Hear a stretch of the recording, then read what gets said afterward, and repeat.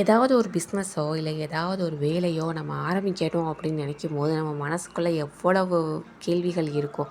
ஆனால் நமக்கு ஒரு விஷயம் தெரியவே மாட்டேங்குது. நம்மளை சுற்றி எல்லையற்ற வாய்ப்புகளும் எல்லையற்ற வெற்றிகளும் நிறையாவே இருக்குது. இந்த வாய்ப்புகளையும் வெற்றிகளையும் பற்றி நம்ம தெரிஞ்சுக்கிட்டோமாக்கோ நம்ம நம்ம மனசுக்குள்ளே போராடுறத தான் மொத்தமாகவே நிறுத்திடுவோம். நம்மளுக்கு ஆப்போசிட்டில் இருக்கிறவங்க என்ன செய்கிறாங்க, அவங்க என்ன செய்ய போகிறாங்க அப்படிங்கிறத நம்ம யோசிக்கிறது அப்படிங்கிறதை நிறுத்திடுவோம். ஏன்னா அவங்களுடைய வெற்றிக்கும் நம்மளுடைய வெற்றிக்கும் எந்த வித சம்மந்தமுமே கிடையாது. நம்ம பார்க்குற அதே துறையில் எத்தனை பேர் போராடுறாங்க, எத்தனை பேர் அதே கனவை சுமந்துக்கிட்டு திரியிறாங்க, எத்தனை பேர் அதே வேலைக்கு விண்ணப்பிக்கிறாங்க, எத்தனை பேர் அதே பொருளை விற்கிறாங்கங்கிறதுலாம் கணக்கே கிடையாது. நமக்குன்னு கிடைக்க இருக்கிறத யாராலையுமே தடுக்க முடியாது. அதுக்கு நாம் என்ன செய்யணும் அப்படின்னா ஃபஸ்ட்டு ஒரு ஸ்டெப்பை எடுத்து வைக்கணும். அதுதான் இருக்கிறதுலே முக்கியம். காரில் ரொம்ப கும்மி இருட்டில் நம்ம காரில் போகும்போது நம்ம ஓட்டுற இடத்துலேருந்து ஒரு 10 மீட்டருக்கு மட்டும்தான் வெளிச்சம் தெரியும். அப்படி கார் தொடர்ந்து போக போக அந்த வெளிச்சமும் தொடர்ந்துக்கிட்டே போயிட்டே தான் இருக்கும்.